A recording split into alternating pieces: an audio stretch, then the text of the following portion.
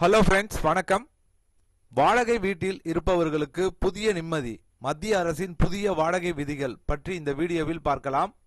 அதற்கு முன்னாடி நம்ம சேனலை இதுவரைக்கும் சப்ஸ்கிரைப் பண்ணலன்னா சப்ஸ்கிரைப் பண்ணி வச்சுக்கோங்க. அப்படியே பக்கத்தில் உள்ள பெல் ஐக்கானை மறக்காம பிரஸ் பண்ணிக்கோங்க.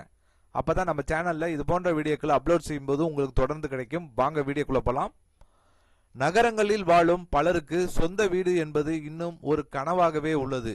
அதனால் லட்சக்கணக்கான மக்கள் வாடகை வீடுகளில்தான் வசித்து வருகின்றனர். ஆனால் பல நேரங்களில் வீட்டு உரிமையாளர்கள் மற்றும் வாடகைதாரர்கள் இடையே வாடகை உயர்வு, அட்வான்ஸ் தொகை, திடீர் காலி செய்ய சொல்லுதல் போன்ற பிரச்சனைகள் ஏற்பட்டு வந்தன. இந்த பிரச்சனைகளுக்கு தீர்வு காணும் வகையில் மத்திய அரசு புதிய வாடகை விதிகளை கொண்டு வந்துள்ளது.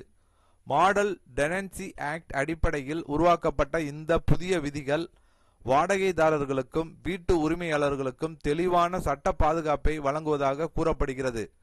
புதிய விதிகளின்படி இனி வீட்டு உரிமையாளர்கள் அதிக அளவில் அட்வான்ஸ் கேட்க முடியாது.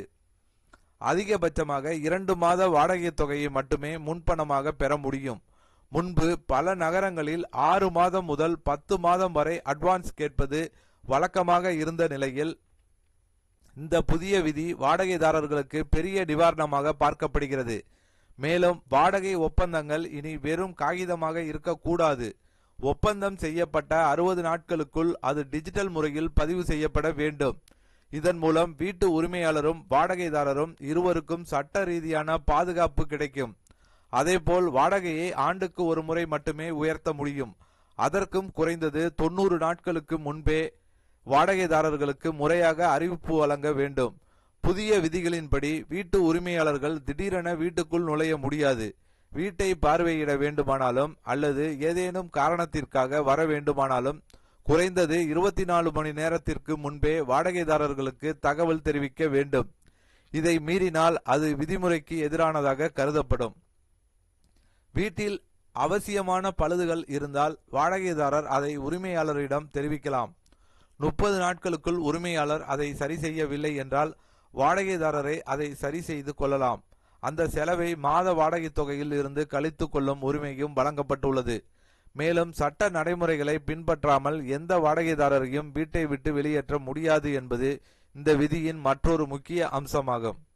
அதேபோல் வாடகை செலுத்தாதது போன்ற காரணங்களால் வீட்டின் பூட்டை மாற்றுவது, மின்சாரம் அல்லது குடிநீர் இணைப்பை துண்டிப்பது, வாடகைதாரர்களை மிரட்டுவது போன்ற செயல்கள் தண்டனைக்குரிய குற்றமாக கருதப்படும். இந்த விதிகள் வாடகைதாரர்களுக்கு பெரிய நிம்மதியை அளித்தாலும் சில வீட்டு உரிமையாளர்கள் மத்தியில் கவலைகளையும் எழுப்பியுள்ளது. குறிப்பாக 2 மாத அட்வான்ஸ் மட்டும் போதுமா? வீட்டிற்கு சேதம் ஏற்பட்டால் அதை எவ்வாறு சமாளிப்பது என்ற கேள்விகளும் எழுந்துள்ளன. மொத்தத்தில் இந்த புதிய விதிகள் வாடகைதாரர்களுக்கும் வீட்டு உரிமையாளர்களுக்கும் சமநிலையான பாதுகாப்பை வழங்கும் நோக்கில் கொண்டு வரப்பட்டதாக கூறப்படுகிறது. இனி வாடகை வீடு தொடர்பான பிரச்சனைகள் குறைந்து ஒழுங்கான ஒப்பந்த முறையில் வீடுகளை வாடகைக்கு விடும் நடைமுறை அதிகரிக்கும் என எதிர்பார்க்கப்படுகிறது. இந்த வீடியோ வாடகைதாரர்களுக்கும் உரிமையாளர்களுக்கும் ஒரு பயனுள்ள தகவலா இருக்கும்னு நினைக்கிறேன். இந்த வீடியோ பிடித்திருந்தால் லைக் பண்ணுங்க. உங்களுடைய சந்தேகங்களை கமெண்ட் செக்ஷன்ல கமெண்ட் பண்ணுங்க. உங்கள் உறவினர்கள் நண்பர்களுக்கு ஷேர் பண்ணுங்க.